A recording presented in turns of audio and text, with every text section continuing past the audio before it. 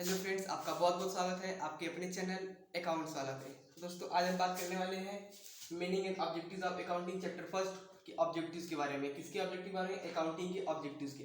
तो ठीक है, तो ये ऑब्जेक्टिव्स है क्या है? To keep systematic record of business transaction, ठीक है, टू कैलकुलेट द प्रॉफिट और loss, to ascertain financial position of the business, to prevent और detect the error and fraud, ठीक है, to provide information to various parties. ठीक है, आपको पहले ये जानना जरूरी है कि ऑब्जेक्टिव्स क्या होते हैं, क्योंकि आप क्या करते हो कि जो भी हमें आप बताते हैं या फिर आप बुक में पढ़ते हो तो आप उसको रटते ही हो कि हाँ ये होता है, ऑब्जेक्टिव होता है, इसको समझ लो, पढ़ लो, रट लो, ठीक है ना, आप करते हो। लेकिन आपको यहाँ क्या करना पड़ेगा, ऑब्जेक्टिव्स आपको देखना है। मतलब आप कभी एग्जाम में आप भूल भी जाते हो कि ऑब्जेक्टिव्स एक्चुअली मतलब क्या होता है, उसका भूल जाते हो। तो अगर आप इसका मतलब जानते रहते हो कि ऑब्जेक्टिव्स का एग्जैक्टली मतलब क्या होता है, तो आप अपने हिसाब से भी बना के उसको लिख सकते हो आंसर। तो ठीक है, तो इसलिए मैं आपको जो भी बताता हूँ उसकी हिंदी मीनिंग जरूर बताता हूँ ताकि आप उसको कर सको। ठीक है, ऑब्जेक्टिव्स क्या होता है भैया? ऑब्जेक्टिव होता है कि किस उद्देश्य, इसका उद्देश्य क्या है। इसे objectives of accounting means accounting का उद्देश्य क्या है। ठीक है, किस उद्देश्य से हम अकाउंटिंग में काम करते हैं, ठीक है, उसको हम यहाँ पे पढ़ेंगे। ठीक है, देखते हैं यहाँ पे, ध्यान दीजिए। To keep, to calculate, to ascertain, to prevent, to provide. आपको इस वर्ड से भी जो कुछ लिखा है सब पता चल जा रहा होगा कि हाँ हम किसी उद्देश्य की बात कर रहे हैं, किसी चीज के से बात कर रहे हैं। ठीक है, तो देखते हैं क्या होता है, देखिए इसको ध्यान दीजिएगा।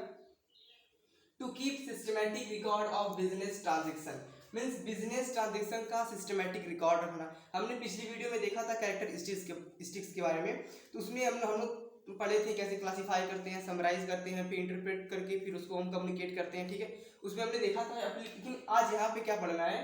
To keep systematic record of business transaction. ठीक है, बिजनेस ट्रांजेक्शन जो कुछ होता है हमारा, उसका क्या करना है? सिस्टमैटिक रिकॉर्ड करें। ठीक है, सिस्टमैटिक रिकॉर्ड करें। सिस्टमैटिक ही रिकॉर्ड क्यों करें भैया? सिस्टमैटिक रिकॉर्ड मतलब होता है कि आप किसी चीज का सिस्टम से रिकॉर्ड किए रहोगे ताकि बाद में ऐसे कुछ देखने से फ्रॉड ऐसे वाला कुछ ना आए। ठीक है, ये था सिस्टमैटिक रिकॉर्ड।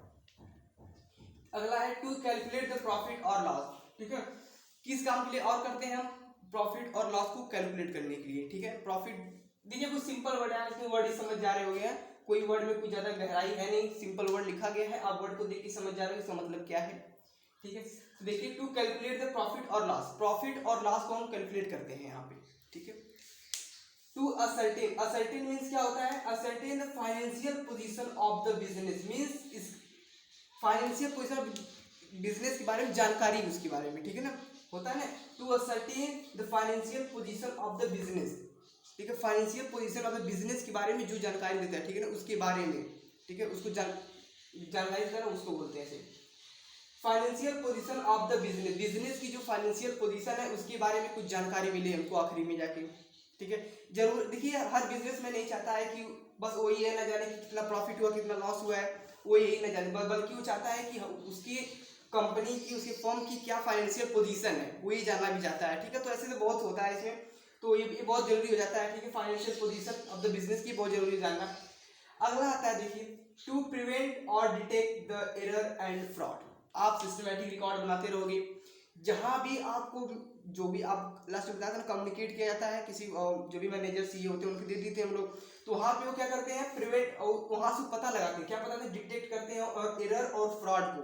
ठीक है, इसमें होता है टू प्रिवेंट, प्रिवेंट करते हैं, बचाते हैं भाई, जानेंगे बचाएंगे, और डिटेक्ट हम पता लगाते हैं क्या? एरर और फ्रॉड को। एरर जो कुछ भी होगा वहाँ पे हमारे जो भी कंपनी में फर्म में एरर हो रहा है, हम किसके दौरान पता लगा रहे हैं?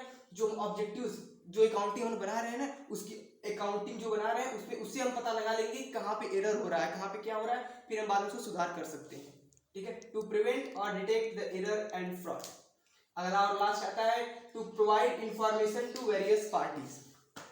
5 पॉइंट है, 5 पॉइंट इनफ हो जाता है। ठीक है, to provide information to various parties. अब वेरियस पार्टीज मीन्स क्या होता है कि जैसे हमारे मैनेजर हो गए, ठीक है, और इन्वेस्टर हो गए, क्रेडिटर हो गए, ठीक है, उनको अलग अलग लोगों को हम क्या पहुंचाएं? इंफॉर्मेशन पहुंचाएं। ठीक है, अकाउंटिंग इंफॉर्मेशन पहुंचाती है भैया। सबका एक ही मतलब है कि आप ऑब्जेक्टिव्स मतलब एक ही है, किस उद्देश्य से काम हो रहा है, अकाउंटिंग किस उद्देश्य से काम करेगी। ठीक है, तो meaning and objectives of accounting chapter first, इसका ऑब्जेक्टिव्स हम देखेंगे। ठीक है, ऑब्जेक्टिव्स प्लीज इसको खाली वर्ड आप ध्यान रखिएगा, ऑब्जेक्टिव को मतलब समझ लीजिए, ताकि आप एग्जाम में अब कहीं भी आए, क्योंकि आप अभी तो स्टार्ट कर रहे हैं आप अकाउंटिंग, तो अकाउंटिंग बारे में थोड़ा सा डिटेल में आप जाइए, ठीक है, ताकि आगे आप कोई प्रॉब्लम ऐसी ना आए। तो ठीक है, आज के लिए इतना पर्याप्त है। मिलते हैं अगले वीडियो में और एक अगले धमाकेदार टॉपिक लाने वाले हैं। प्लीज़ उसको मिस मत करिएगा। तब तक के लिए जय हिंद।